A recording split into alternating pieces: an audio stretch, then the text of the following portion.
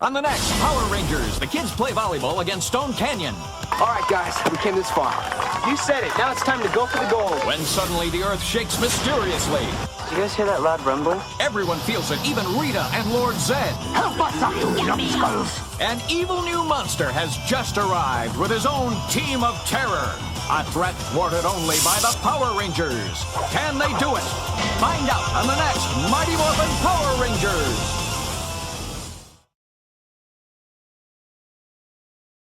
Good morning, Slashketeers, and welcome to episode number 12 of Slash Trax Saturday Mornings.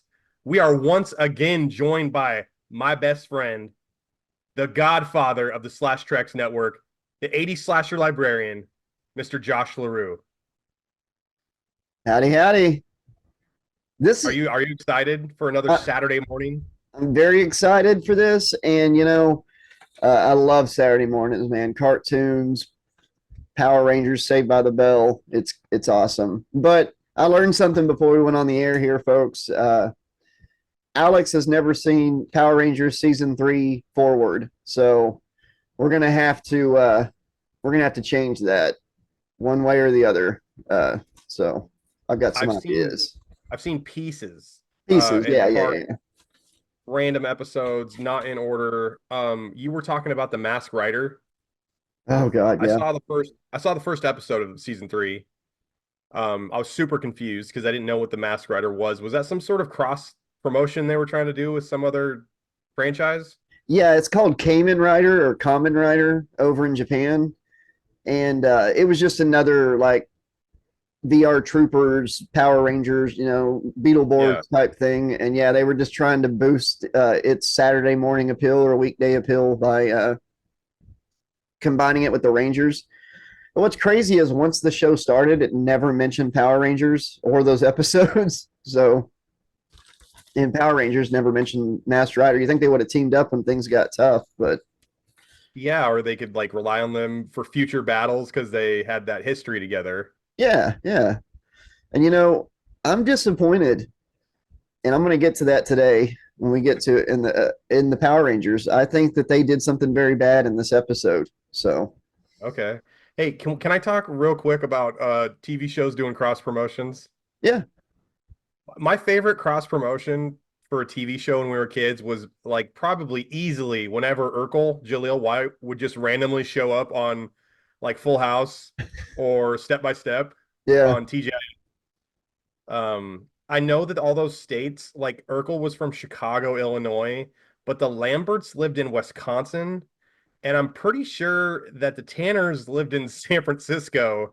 So I'm not really sure how Jaleel White ended up at Stephanie's school dance to do the Urkel dance. Or he did that at the Step by Step. He did that in Wisconsin at Al's junior high dance. But didn't he teach Stephanie about why it's okay to wear glasses? Yeah. Yep. And what the hell's he doing in San Francisco? Man, I got not a better question, but a similar question. How the hell did Saved by the Bell go from being in like Idaho, Indiana, yeah, and then California, with the same students, at least some of the same students, like all three families moved. Same school hallways, same stairwell. I think what happened, Josh, with the Saved by the Bell thing, because I've actually thought about this. I think that Belding got a promotion and he had to transfer to California, and he just signed up Zach, Screech, and Lisa for an exchange student program to California by way of Indiana. So the parents that got mad about the statue and stuff in the Saved by the Bell review, that wasn't even the real parents? No. Those were just host parents. Okay. That explains why there's such horrible parents on that show. Yeah, she's like, I was like, I even mentioned this in the last episode, the Saved by the Bell episode we did. Screech's mom knows Zach well enough to kiss him goodbye. I never had any friend's mom kiss me in my entire friendship with any of my childhood friends. So she's that friendly with Zach. She should be familiar that he's full of shit, like at all times. She probably could have seen that coming. Shows had some weird stuff when we were kids, like that. And then on Alf. Alf is like trying to eat cats all the time and stuff. Like there was some weird stuff. Yeah, and Willie, I think Willie was the dad. He's the father of the family, and he's aware that Alf loves cats, but Yeah, he continues to just let the house cat be around Alf. yeah. Like there's some weird. You go back and watch the shows we grew up on. There's some weird, dark stuff there. You know, a dinosaurs ends with the ice age that they caused. Yeah, it's reckless, just reckless. Do you want to get into some of the background of this episode, Josh? Let's do it. Okay, man. This episode, and this is a happy accident, and we tend to have these a lot. I don't know how this happens. This episode is from season 3, episode 4. The air date, Josh, was September 11th, 1995, 29 years ago. It's And crazy. we are recording this Slash Track Saturday morning episode on September 11th, 2024. That is crazy. That is awesome. Great little happy accident that we did not plan, by the way. No. And If we remember when planned I it, told- oh, sorry. If we planned it, we No. would have dropped it on the 11th. But yeah. well, do you remember when I told you like I went to the thrift store and bought the Power Rangers movie? Yeah. That was the same day that the anniversary of the film being released was. That's awesome. I had no idea. Yeah, I had no idea. Dude, I um, remember finding out Power Rangers was going to get a movie. Found out at McDonald's, you know, from the little tray thing. That was pretty cool. So, Oh, hey, the cutest thing happened today when I was on my run. I'm running and there's this little girl and she's on the sidewalk and she's holding up a Happy Meal. She does not know me. And she's like, "Hey, I got a Happy Meal. I got a Happy Meal." And she's like 3. And I was like, "That's awesome." And I just turn the corner and smile at her. But I just like, I don't necessarily remember being that age, but I do have memories of those sorts of things happening. And I remember McDonald's was a big deal when I was a kid. Happy Meals were a big deal. yeah, you know, that's like us hitting the lottery now as adults. Like, seriously, no, I'm not like exaggerating. Like, I always tell people my advice to them if they're first time parents is remember what it's like to be a kid, because like something as little as taking your kids for ice cream once a week or something, you know, it's like hitting the lottery as an adult now, you know? Yeah. And also since you're like when you're a little kid, your reference for time is way different than as an adult. Cause I feel like now that we're older, days just click by, boom, boom, boom, boom. And when I was a kid and when you were a kid, I feel like time would almost stand still. Like a minute felt like 2 hours. Yeah. And because we were younger and there was less of a point of reference. I guarantee But- you remember more from your childhood than you do when you were in your 20s. Oh yeah, dude, ask me, dude, what'd you do on your 28th birthday, Josh? You have any idea? Nope. I know what I What'd you did. do on your birthday? Which birthday? 7th. Actually had a pool party at the local swimming pool. So Yeah, we played pin the tail on the donkey. And I remember getting the Ninja Turtles foot cruiser. I have pictures. It's on this channel. It's on the Slash Tracks channel. Yep. Yeah, all those birthdays up until I was like 18, I remember all of them. But so another thing I was going to say though, point of reference. It's like, so when you're a kid though, if it's once a week or once every payday, your parents take you to pizza or McDonald's or something, that is like just a random out of nowhere, like you said, just, oh, here's Christmas on Wednesday. Yep. Huge deal. It's a big deal. It is. Yep. Yeah. So I just wanted to piggyback off that because I completely agree with you. Little things like that can change the complexion of a child's entire week for the better. It's crazy. It is. It's crazy, man. Okay, so yeah, season 3, episode 4, September 11th, 1995. The director for this episode was Terrence H. Winkless. Are you familiar with Mr. Winkless's work, Josh? Yeah, he actually had his eyelids cut off whenever he was young, so he was winkless. No, He was, yeah, he's from Springwood, Ohio, and he was having nightmares. And he has no eyelids now because he didn't want to fall asleep. I was gonna say maybe Haim Saban hired him because his last name is Winkless, so he would get more work done yeah, than the average director because his eyes are open Yeah. more on average than the regular, Joe Schmo director. Rip Van Winkless. Got it. So Terrence H. Winkless was a writer for the 1981 classic film The Howling. He was one of the three writers that wrote the screenplay for that film. Wow. He Okay. that's a heavy hitting project. That's a like a legendary film. He also was a director for Pacific Blue, the bike cop show that would come on USA Network. I think AC it was either, Slater. yeah, it was like before or after Raw. Was it before or after? What or Silk Stockings was after? Was Pacific Blue before Raw? Probably so. All I remember was that was Mario Lopez's like after Saved by the Bell work. Yeah, You know, yeah, yeah.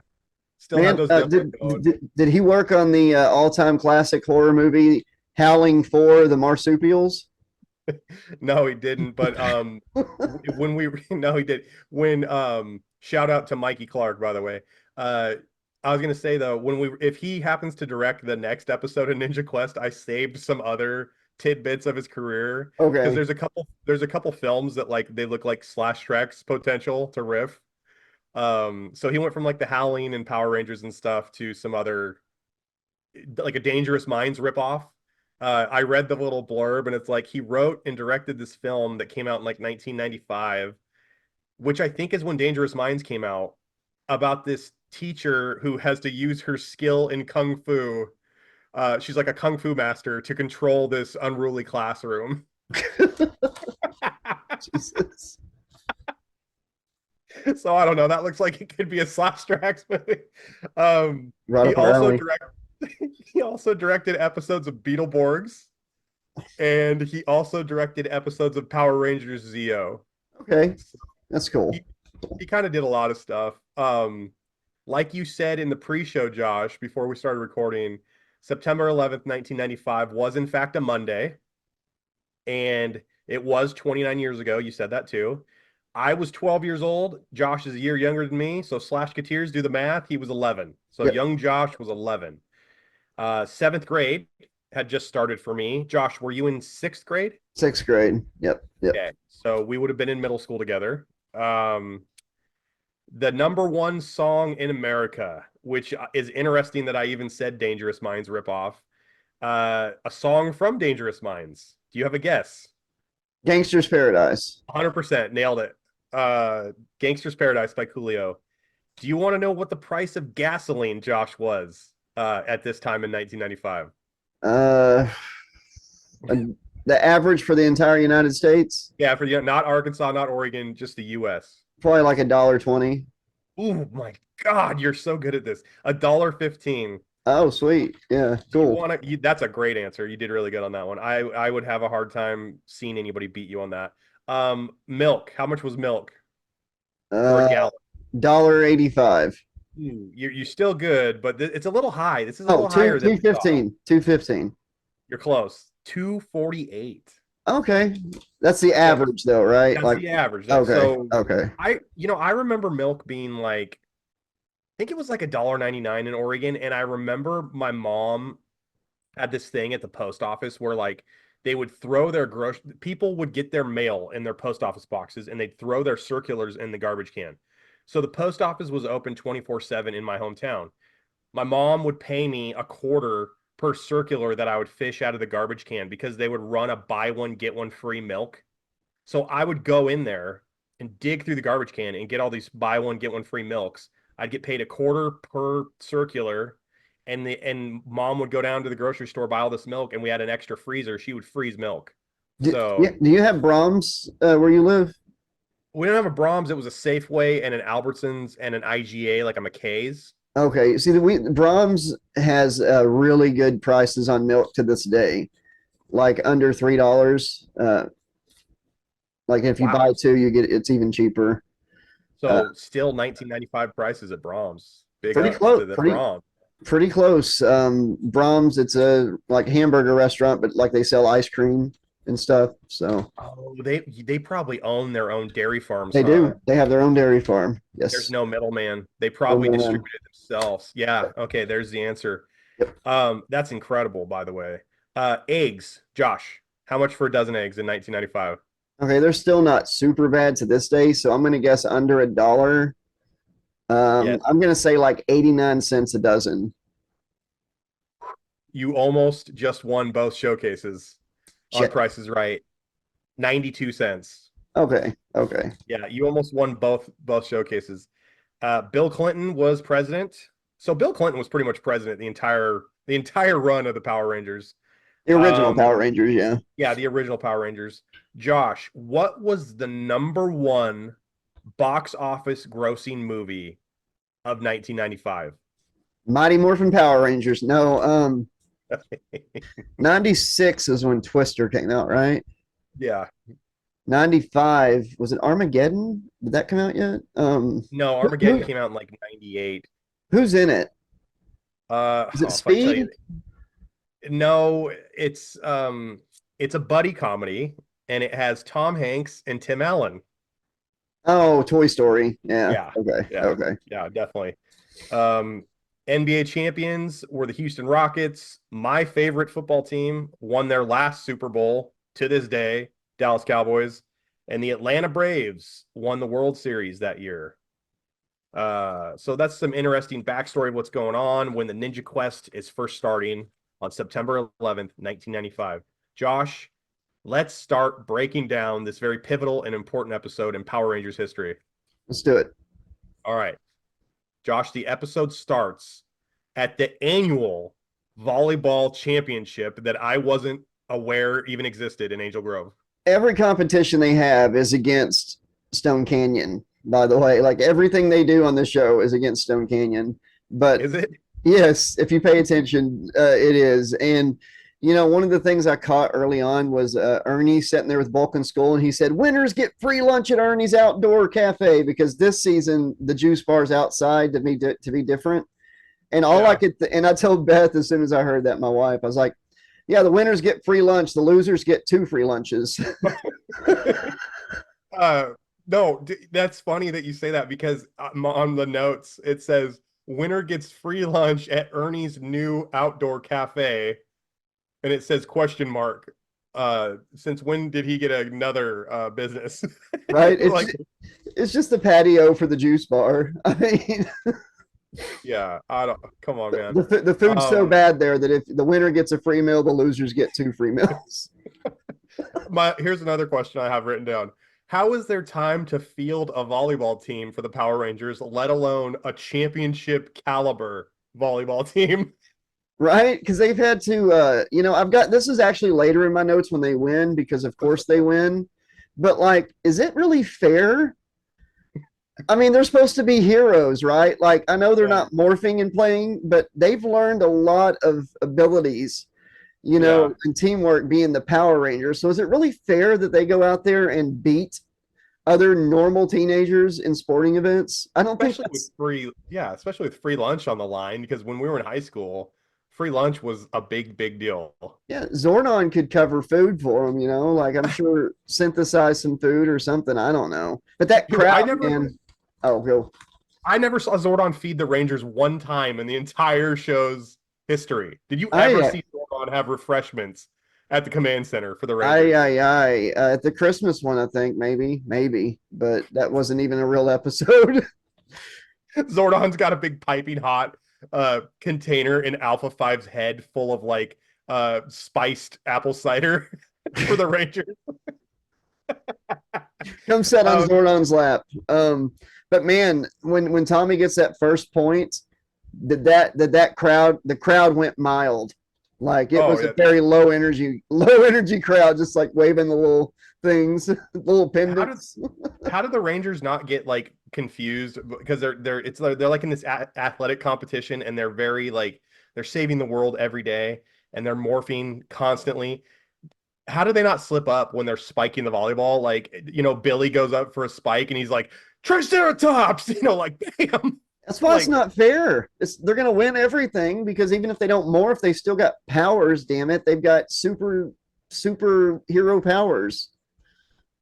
Yeah, I just feel like it wouldn't be fair. And then number two, you know, I feel like they would slip up and accidentally say their call symbol to morph while they're playing at some point. Like Tommy hits a home run in softball and he's like, "White Dragon." You think Stone Canyon could fight a horde of Zord or putties? I don't think so. you know. And you if want free lunch was on the line, maybe.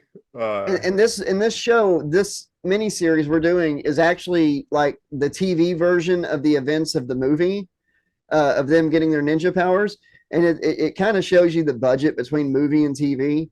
The movie for the Ninja Zords and Ninja Powers, jumping out of an airplane and parachuting down to Angel Grove.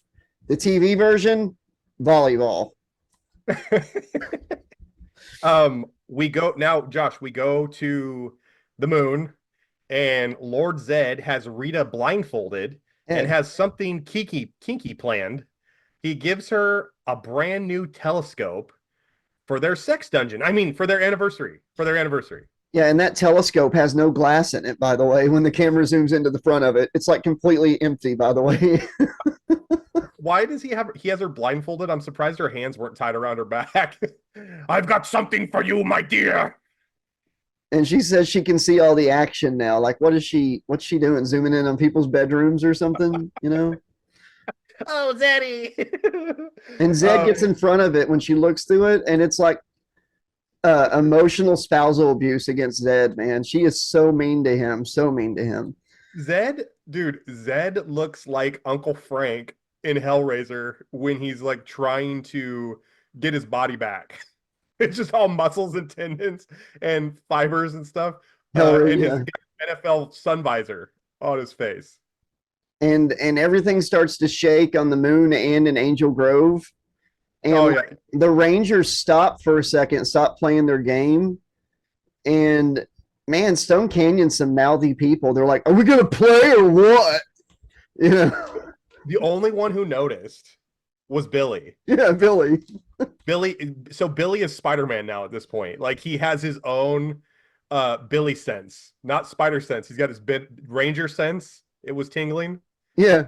He's like, so he's the only one, the only human on Earth, or at least in Angel Grove, that could feel a meteor or something hitting the moon.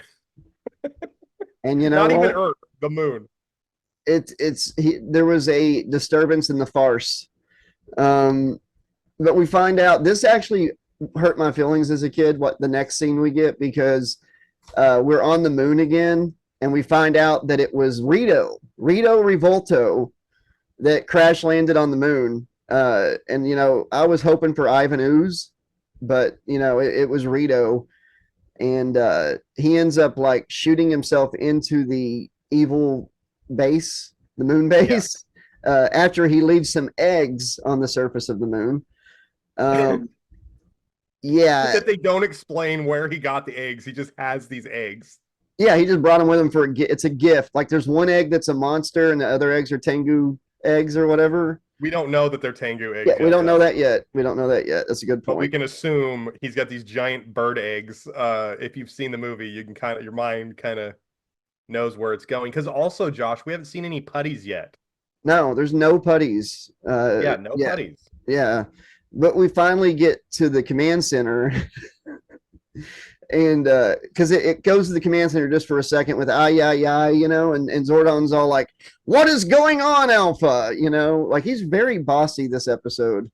Yeah, he's Alpha. Zordon's a dick. Zordon's like Walter White to Jesse in this episode. Really, he is. Like, even the Rangers like try to. I'll get to that when we get to that scene. But there's a couple scenes where it's like, Alpha, do something. It's like. But yeah, and when we go back to the moon, because we're only in the command center for a second, Rito has Lord Zed's staff. Like, don't you want to see that scene? How did he take the staff away from Zed? Or Ed, he calls him Ed. Well, also, hey, so Rito shows up, like you said, right? Yeah. And he's gonna celebrate their wedding anniversary, Zed and Rita's wedding anniversary, because I guess he didn't make it to the wedding. So which means he had knowledge that his sister was going to put a love spell on this moon demon warrior, apparently, right? So Rito's kind of because he's already in on the plan there, I guess. Here's a question I have, Josh. What is Rito's last name? Revolto. What is Rita's last name? Repulsive. He's a half brother.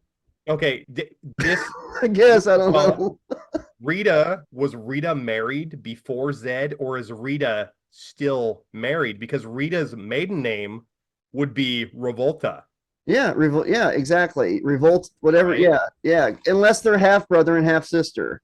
That's what my wife said when I brought that up. She was like, "Well, maybe they're only half brother and sister." And I was like, "So they have different dads. One of their dad's last name is Repulsa, and one of their dad's last name is Revolto." Okay, Yeah, sure, sure. yeah, yes. Well, if that's the case, though, like let's say that they actually are full brother and sister, and she is in fact married to somebody else, the marriage to Lord Zed is not legal on the moon or on Earth, Yeah, right? yeah. Her Repulsa, whatever the name, should become her middle name if she was divorced. But they come up with this master plan, that something which they're going to build an army of monsters. Hmm. And Finster's like, I'll get right after it, Temperus. It's like finally Finster gets to do something for the first time in like a whole season. Zed made his own monsters. But like the army, I guess we'll get to that here in a minute. It's like an army of 4 monsters, plus Rito. That's their Yeah, army. I actually have. So Rito, okay, so when Zordon is being mean to Alpha, the parametric spectrometer is broke.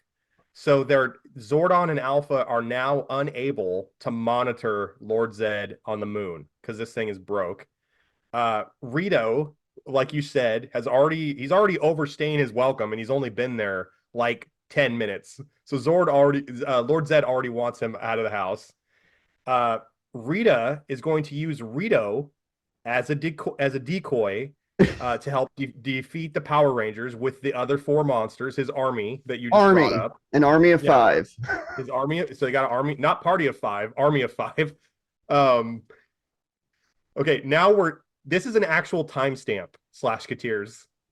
We are 7 minutes into a 19-minute Power Rangers episode. Okay, 7 minutes, and the volleyball game that started the episode is still actively being played on screen. Yep. They're still playing. We are a third of the way through this episode, over a third of the way, and they're still showing volleyball match scenes, Josh. And this is where they win, right? Like Yes. Yeah. it's like, is that fair? Should we take a commercial break? Absolutely. Yeah. There's a lot to break down in this. Let's go to a break. All right.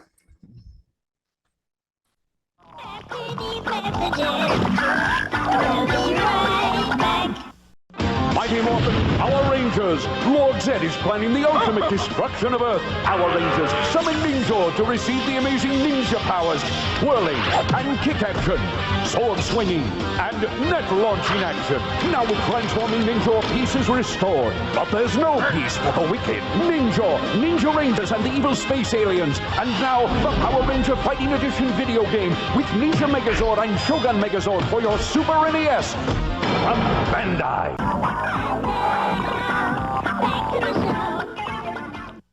And we're back. Yeah, Josh. So Ernie actually looks like he had a better time than he should have, and he is going to end up feeding both teams, the winning and the losing teams, Josh, just like you said. Everybody's a loser. They all have to eat. They all have to eat his food. Yeah, the food doesn't look that great. Like when Bulk and Skull are like trying to hide the sandwiches in their shirts and stuff, it just looks like plain wheat bread. Yes, and this is also the beginning of the cop storyline. Of Bulk and Skull joining, and this is honestly the first cringy moment of the episode for me because so far the episode is actually a better acted, feels more like a show than like season 1. Because season 1 was so disjointed and cringy in moments, but this is the first moment that's kind of cringy to watch as an adult. When Bulk and Skull announced they're going to become cops, everybody kind of opens their mouth, just Yeah, just mouth a gap. yeah. It's like insert something into that mouth over there. Yeah. So Bulk and Skull / Kateers hear 2 girls having a conversation about how they want to find out who the Power Rangers are and how they just love men in uniform. Bulk and Skull just happen to hear this conversation and they see a sign that says like Angel Grove Youth Junior Police, like they're taking applications or something. Yeah. So they announce it to everybody at the potluck or the barbecue or whatever, and they have that cringe scene where they all have their mouth open. Now we go to Goldar, who is Josh. He is the worst weightlifting spotter of all time because Reaper's trying to get a really heavy set on the bench press repped out, and Goldar is just holding the bar for him and helping him move the bar up and down. Yeah, he's the worst spotter ever. Goldar's not helping him at all. He's literally pulling the bar up for Rito. Rito's not actually doing anything. Like Goldar's doing all the work for him. He's not actually his friend here. He's hurting him. He's hurting him. But you know what? This episode had its first laugh out loud moment for me because Rito actually does bring a little bit of laugh to the show. Zed tells the monsters to go to Earth and, do their ambush. And Rito is the last one to leave. And he's like, okay, I'm leaving, Ed. And, he's like, oh, well, how do I get out of here? And Zed's like, just leave, imbecile. And under his breath, Rito's like, maybe that big lizard knows the way. I thought that was pretty funny just because one of the monsters is like the lizard monster. It was pretty cute. It was pretty funny. Like I actually chuckled out loud for that one. So good job, Power Rangers. That was funny. So like my first thought I had when Finster was like, I'm gonna bring back 4 of the previous monsters, the failure monsters that I created in like season 1 or 2. The first thing I thought was, okay, there's no putties, and they're bringing back retread monsters. Like Haim Saban is trying to reuse previously produced outfits here to save money on the production. Oh yeah. But was one of your thoughts 4 monsters and Rito is an army? Like, yes and no. I guess, but they had built up the white Dragon Zord, to be so, or the white Tiger Zord to be so powerful, and then you've also got the Megazord. It's like, they're probably going to make short work of these guys, but we find out that they don't because Alpha and Zordon are apparently really bad at their job now. Yeah, it's weird. Is the viewing globe down completely? Like they can't keep track of Lord Zed, but they still know what Lord Zed is doing at all times, and they also we're still at the bar, we're still at like the potluck at Ernie's outdoor cafe, and Alpha and Zordon contact them when the monsters show up to kind of set the bait for the trap, and they're not even doing anything. They just showed up. And does Alpha and Zordon not see the monsters hiding behind trees? Like they obviously know they're there because they alert the Rangers that they're there. No, they just say Rito. They don't say anything about the monsters. Just Rito. Then how do they know Rito's? You're right. How do they know Rito's there? And they see him, and they didn't see the other monsters hide behind the trees. I know, right? And then at the free lunch, Tommy's not even there. So I'm guessing Jason David Frank had bad diarrhea that day or something, or took the day off because he's like not in the scene when they're eating. And they're like, we'll just meet up with him. And then he's just there whenever they actually show up where the monsters are. They said we'll meet. They're like, Jason's not here, and they're like, oh well, we'll just meet up with him. And then the very next scene, he's there with them. And no, it's kind of like he's like, we need you to go to fight Rito or whatever, and it's all like, but Tommy's not here. Don't you remember, Alpha? We suck without Tommy. It's like, why is that an excuse? The Power Rangers were literally a 5-person team before Tommy. Like, well, who's leading the Megazord at this point? Rocky? Rocky's having a hard time delivering his lines in this episode. He is by far. I don't like when they morph and he's like Tyrannosaurus. I don't like how loud he says it. It's off-putting and it's like it doesn't fit with everybody else. Do you notice Tyrannosaurus? That? I don't like it. He's my least favorite Power Ranger, I think. Well, it's okay because he doesn't have to lead the crusade because they teleport off camera. No teleport animation here, folks. And Tommy just happens to be there with the group. And when they get there, they actually have new morphing choreography. Like they do a little dance to pull out their morphers. And they morph with Rito. You know, Rito's talking crap. But then we get to Lord Zed and Rita, and like they put their staffs together. Yeah. And it's like, by the power of Grayskull, make our monster grow. It's your brother, Rita. It's like, Oh, thanks a lot, sis. hey, and also, this is the first time we've ever seen Rito ever. Okay, we didn't even know he existed. And when he becomes a giant, he's like, I love this part. What do you mean you love this part? Maybe he Has this looked down happened and before? maybe he looked down and saw that, you know, everything grew. I don't know. Yeah, He had a boner. Get it? A yeah, boner. Dude, Rito's sword. Rito is such a savage that He his is. sword is made of bone and his whole body is just bones. So he like made a sword out of his own body. You know, he's actually pretty badass in the beginning, but later he kind of becomes a joke with him and Goldar. But in this episode, he is a savage. The thing is, he has every chance to just squish the Rangers when they start calling on their Zords. Step on him. He's trying to step on them. Well, yeah, but then they start we need Thunder Zord power now, you know, Tyrannosaurus Red Dragon, and they each do a little dance for each one. All he's got to do is just squish, squish, squish. Yeah. He's just sitting back waiting. All right, hurry up, get your Zords out here. Well, he believes in fair play. You know, he's evil, but he wants a fair fight. They Like, could if he's gonna learn- kill them. They could learn something from him then, you know. They're going against Stone Canyon in volleyball when they're obviously overpowered. You know, that's the Rito's the hero. If Stone Canyon was just about to beat Angel Grove, do you think Tommy, like, you know how like when they're just about to lose a fight, they morph or they go to their Dragon Zords or whatever, power, you know, their Zords? Would Tommy, like, if it's like game point, would they morph to save the match? It's To make sure they don't time. lose. All right, Angel Grove's just about to lose the free lunch today. It's game point here. Tommy has decided to stop and pull out what appears to be a morpher. It's morphin' time. Oh God. Okay, so Rito and the Rangers begin to square off after the Rangers have morphed. I think, and then Rito becomes a giant, right? Yes, yes. Zed and Rita make him huge. The Rangers call for their Thunderzord power. Rito is a gentleman. He waits for them. We got hot three-way Zord action, Zord on monster action. So Rito is kicking the living hell out of the Rangers.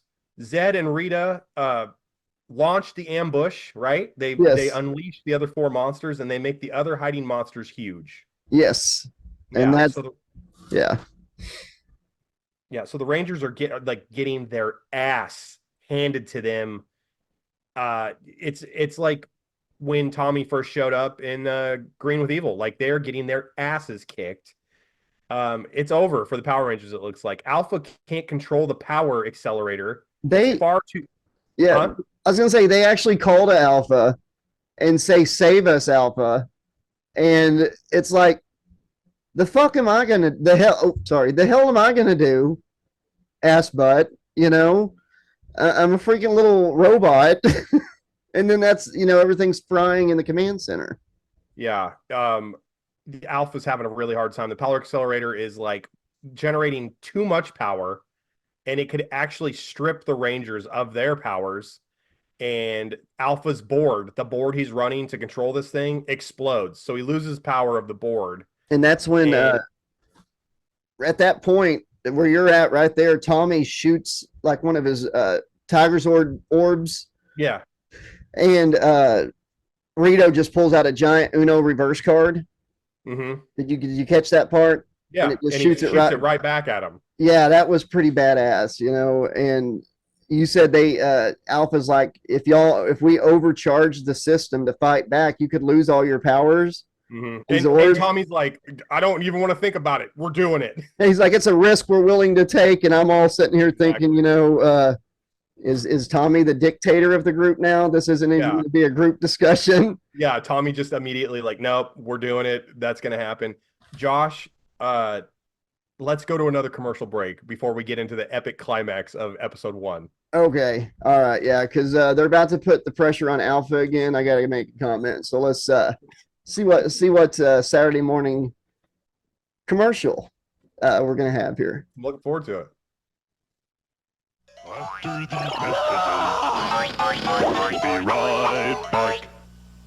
It was late one night in the castle of the Chicken McNuggets. What are you making? Sauce. We're using my mummy's recipe. Mummy, This better be good. It'll be great. Does your daddy have a recipe? Now you can get McDonald's Happy Meal pails for Halloween! There's a pumpkin pail, a witch, and a ghost that glows in the dark. You can get a different one each week until Halloween!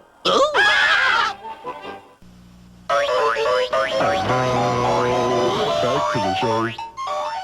Like when this is all going down, like everything's looking bad again. Zordon to Alpha, it's something like Alpha, you must find a way to stop this. And again, it's like, why is everything on Alpha today? You know, and then it's like, Alpha, what are we gonna do now? Zordon is playing the part of an abusive husband.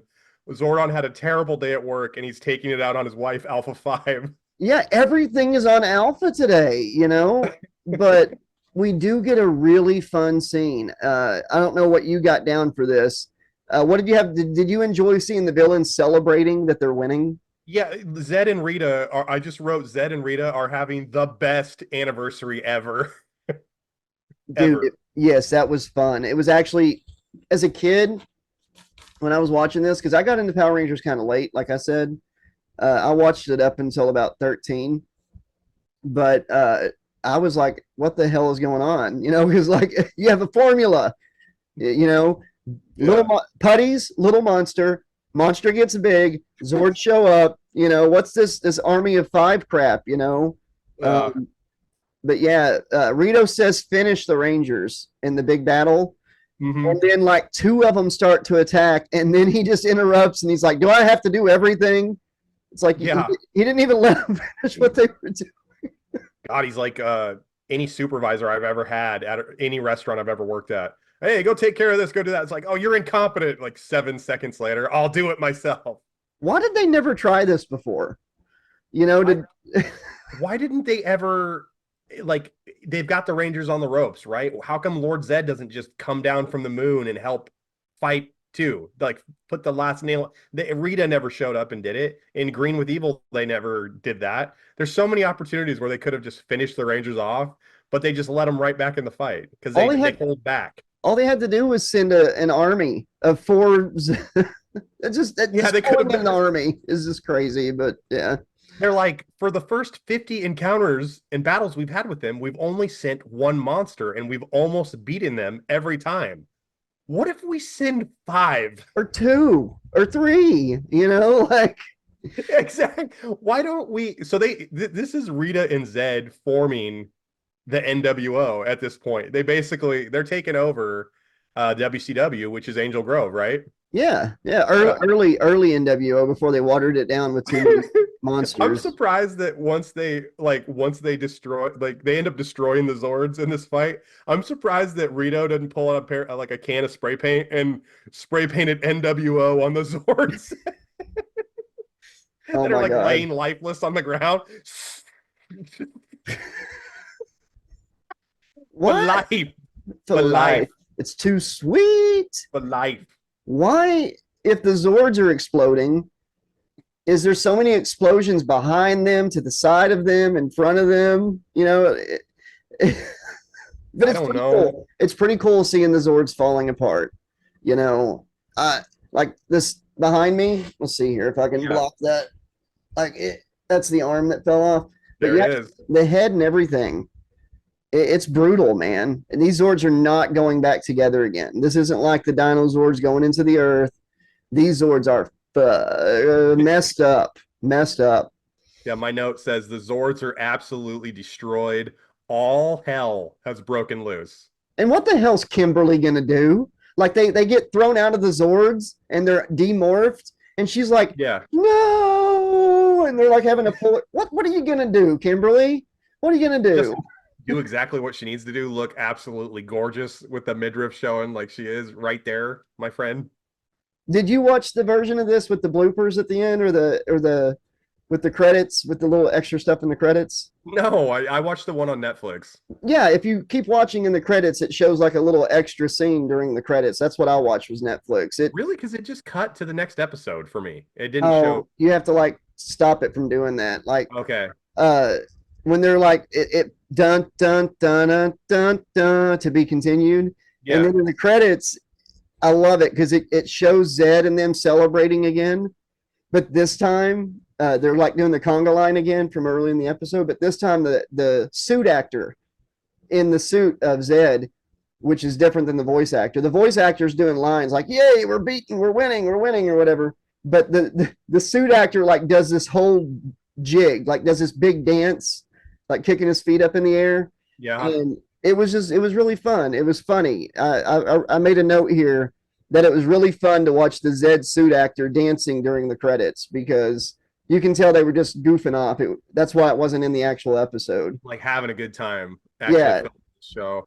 Definitely. The episode ends, Josh, with Rita hosting a dance party, like you said, and then the credits roll. So they're like, she's almost having like a conga line. Remember that one song? Party people, get together because it's hot, hot, hot. Yeah, that's just what I'm talking about. Is what the scene... Okay, I saw it then. I didn't think that was a blooper. I just thought that was part of the show. Yeah, it was a alternate take from earlier when they were doing the same thing. And they didn't use it because the Zed actor like jumps off the conga line and starts doing like Lord of the Dance stuff. But yeah, it was really funny. I enjoyed it. Hey, Lord of the Dance. Was Lord Zed of the Dance. What was that, a DVD or like a VHS? What VHS, was that? Yeah, it was a VHS back in the day. I remember that. I wonder how many copies or units they moved of that. That would be really like random and interesting to know, because I remember seeing that more than the Pure Moods CD commercial with Enigma. The Pure Moods, I used to think that one song was saying "Sad Demon." Sad Dis-moi. Yeah, I thought it was "Sad Demon." Enya was just, I was a little kid.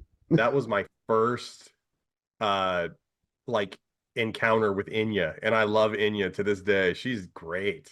She's really good if you indulge in a little greenery.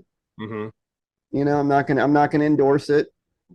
Dragon Zord, hit the Dragon Zord before you listen to Enya. Yeah, and it's just it takes you away. It takes you away. It's Enya time. Bong Zord. Hey, all right, Josh. Let's break down the episode now. Did you like this episode? I love this episode. I was honestly, because it's been a while since I've watched the show, I was honestly surprised at how well polished this episode was, how fun it was. The Bulk and Skull segment was really fun. I really enjoyed Bulk and Skull segment, and it gets better each one with them. I forgot how much I love Paul Schreier and Jason Narvey. They remind me of Laurel and Hardy. They're good. They have great chemistry. I've actually had a conversation with Paul Schreier on Twitter before, back in the day. Like, not back in the day, just like 2 or 3 years ago. I bet we could get him for the interview show if we reached out. That'd be awesome. That would be awesome. He's just a normal dude. He's really cool. He said he won't do cameo because he prefers meeting his fans in person. And yeah, he's just really cool. So Paul Schreier, if you ever watch this, you're the man. You know, he was brought back as Bulk in season like 20.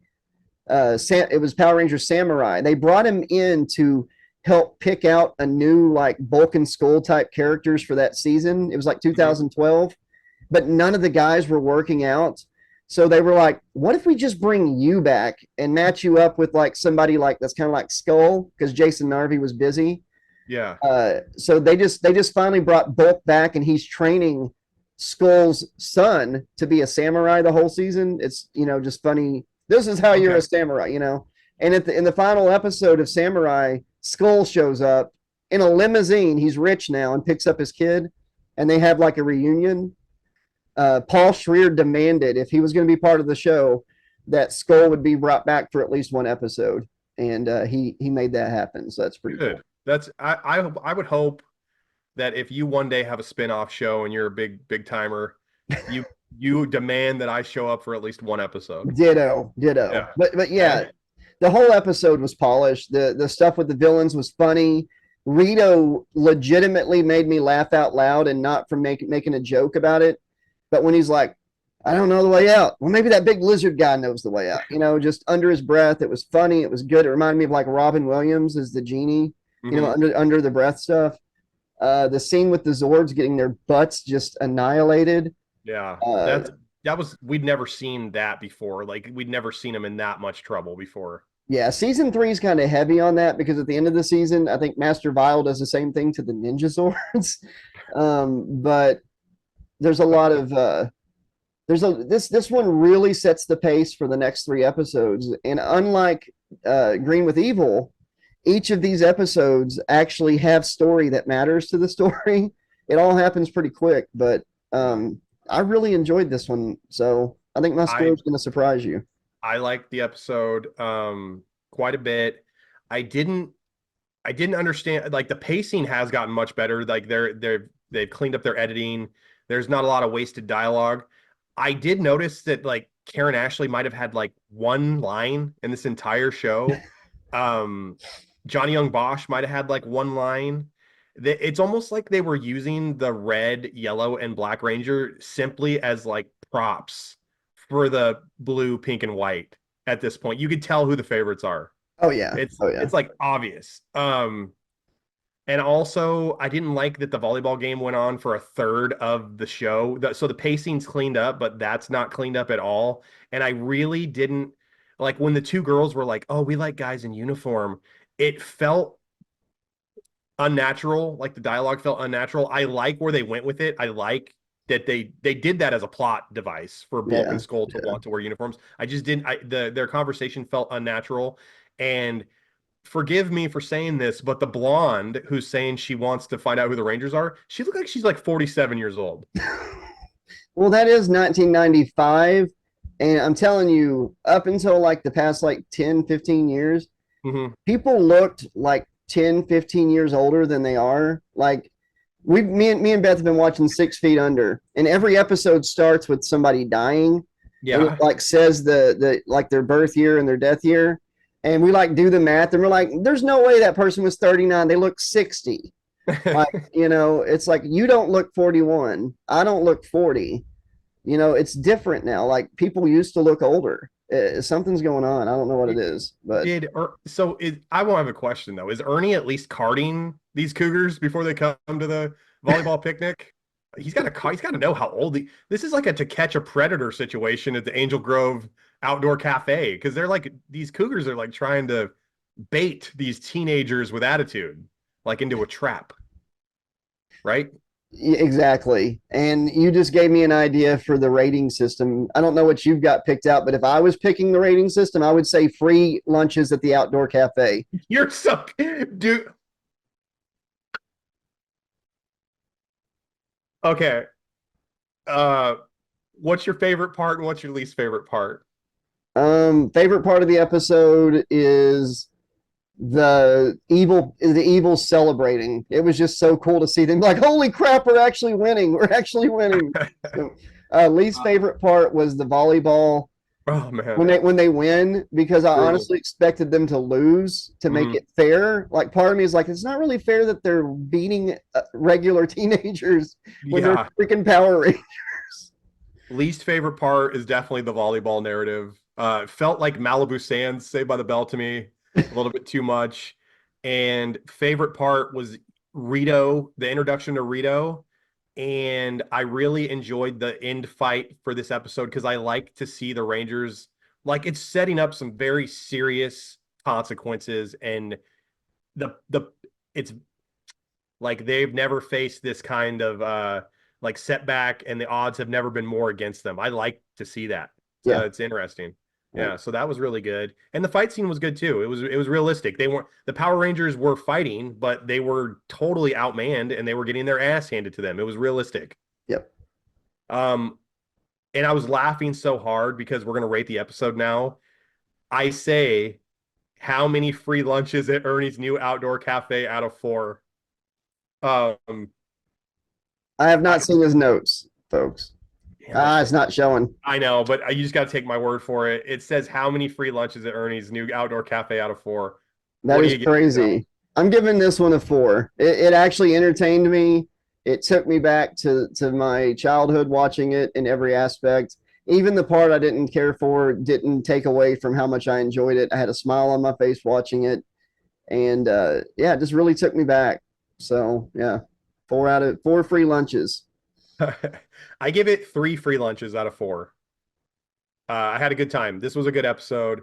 I just when I see the White Ranger, I like the White Ranger. I love Tommy, but I miss the Green Ranger. I'm like and I'm not in the minority. A lot of people like the Green Ranger the most, and so did Yeah. I. And I also I like Zeo Ranger 5 better than the Green Ranger whenever he had the star helmet. So yeah, I mean, everybody's got their own taste, and also Adam, Rocky, and Aisha. Like I wasn't into it when my mom told me about it when she read it in the newspaper in 1994, and I'm still not into it. yeah. And these 3 actors are still trying to go to Comic Con. I mean, Johnny Young Bosch has this whole amazing career with anime voiceovers and all these other things he's done.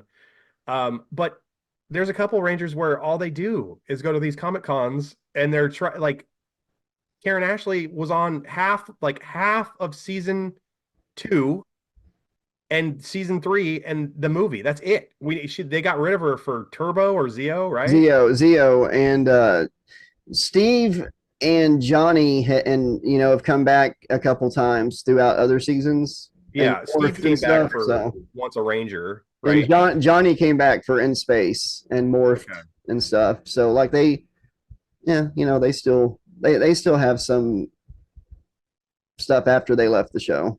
But Dude, they had the Red Ranger, Jason Geiger, Austin St. John, who like he's leading the morph, right? And pretty much every episode until Tommy shows up. Now you've got the Red Ranger like back left as far back as you can get him. Like he's almost off screen. I don't know. It's just not a big fan of the 3 replacements, but that's just me. They're good in their own they're in their own aspects. How about Tommy and Billy. Billy was always my favorite until Tommy came along. So Billy's great, and I appreciate Billy more as I get older because he was like his character was like the steadying, calm influence, the brains behind it. There's so many jams they would have never got out of if it wasn't for his character. and I agree with that comment somebody left that Billy should have been either the yellow Zeo Ranger or the gold Zeo Ranger before Tanya and Jason. Like he should have had first dibs on those. I don't understand why well, I do understand because there was a lot of behind the scenes stuff that was going on. His Really orientation and religion. Yeah. Yeah, really unfortunate stuff that should have never ever happened, but it did. And it would be a dream to interview David. I'd love to talk to him. So with both of our scores, Josh, it's a aggregate 3.5 lunches at Ernie's new cafe out of 4. That is a great score. /Keteers /aholics. What is your score for this episode? Leave a comment down below. What'd you think of this episode? Are you excited we started a new miniseries? Josh, I want you to do your thing. Hit the channel info and let's end the episode. Well, the aggregate would have been 4, but Bulk stuffed half a sandwich into his vest. Yeah. So that's why it's only 3.5. But yeah, if you have anything you want to talk to us about, sponsorship opportunity, something you want us to review, something you want a versus thing for the podcast, would you rather, ask Slashy, anything, /Trax2020@gmail.com. If you want to help the channel continue to go and grow for years to come, you can donate through anything you see on the screen. Our Patreon, our Cameo. We also have a PayPal. We also have a Cash App. All the information is in the description and the pinned comment. We cannot keep the channels going without you, without your contributions. Even a dollar goes a long ways. We see every tip we get and every Patreon, and we appreciate it so much. Yeah, thank you so much. Be sure to check out the main channel, the /Trax Network with the 80 Slasher Librarian. Over 70 out of print slasher books, audio books so far. A lot of horror movie reviews we've done, riffs, just so much awesome stuff between the two channels. Check it out. Yeah, so throwing out the formats, we're going home. Thank you so much for watching. Be excellent to each other, and remember, the sun never sets on those who ride into it. Say goodnight, Alex. Good night, Alex. Mahalo, dogs. And now, a message from the Power Rangers. Hey, nice contribution to the environment. Who are you, the litter police? What kind of world would this be if everyone had your attitude? Looks like everybody already does. That doesn't mean you have to add to the problem. What difference does it make? A single person can make all the difference. How? Find something you care about and take action. There are a lot of different groups where people work together and solve the big problems. All right. How do you solve the problem of war? Well, you don't, but you can start by communicating with your friends and avoiding fights. What about discrimination? Well, you can start by treating everyone equally. But what about the environment? The world is so big. Well, you can help in your own neighborhood. You can volunteer at school. You can recycle. You can also learn how to become a better shot. And we can start by cleaning up our local pollution. Our local what? This place is a total mess. What you do matters. Each of us can make a difference. Do something positive.